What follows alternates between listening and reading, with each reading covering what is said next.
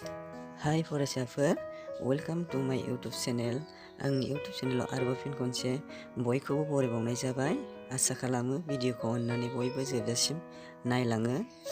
दिनै आं पार्ट 2 लानानै फैलायबाय, फंसे सोदोबजों फोरमायनाय एबा मोनसे बाथ्राजों फोरमायनाय।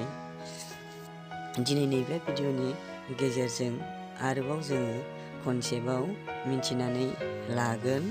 अब्ला फरायसाफोर मोजाङै गोसो होनानै खोनासंलां एबा भिडिअखौ नायलां। मोनसे फंसे एबा फंसे सोदोबजों एबा बाथ्राजों फोरमायनाय पार्ट 2। अब्ला थुदो जोङो जागायदिनि। Let's go.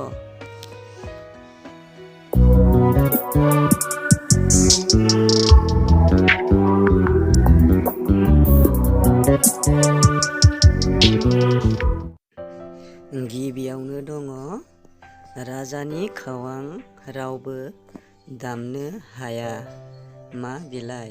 फिननाया जागोन बेरे जथा।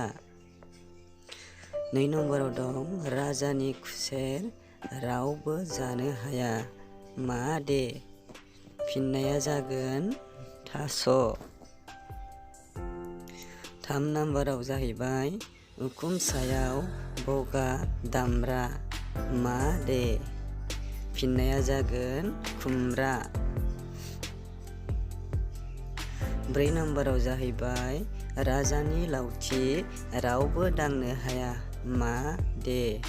फिननाया जागोन जिबौ। 5 नम्बराव जाहैबाय राजानि ब्रे ब्रे गान्थि गोनां लावथि मा दे? फिननाया जागोन बुन्था। 6 नम्बराव जाहैबाय बिदा फंबाय साथाम फावरि दोंसे मा दे?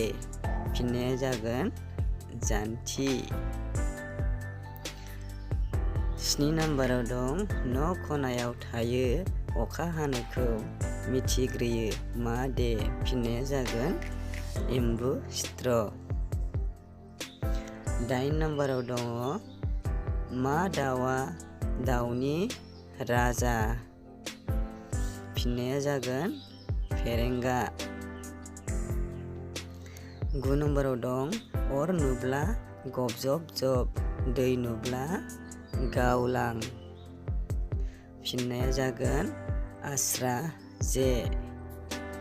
दानि लास्ट कुइसन 10 नम्बराव दं सानाव सानफ्रोमबो गथ' गथ' आलासि।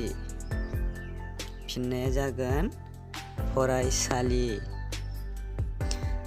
अब्ला फरायसाफोर दिनैनि भिडिअआ एसेनोसै। अन्नानै भिडिअखौ मोजां मोनदोंब्ला लाइक, साबस्क्राइब आरो शेयार खालामनानै होदो। लोगोसे बेल आइकनखौ अलाव थुनानै लादो।